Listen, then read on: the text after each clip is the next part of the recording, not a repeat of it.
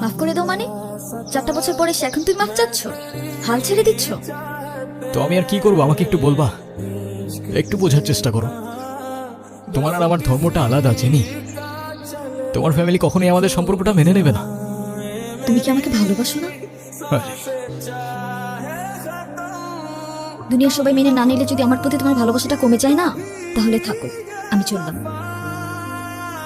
কোথায় যাচ্ছ? বাবার পছন্দের ছেলেকে বিয়ে করতে। তাহলে আমার কি হবে? তুমি তো আর আমাকে ভালোবাসো না। বাসি, অনেক ভালোবাসি। পরিবার তো মানবে না। না মানুক, সমাজ কি বলবে? সমাজের বাইরে চলে যাব। কত দূর? যতদূর গেলে তোমার আর আমার ছোট্ট একটা সংসার হবে।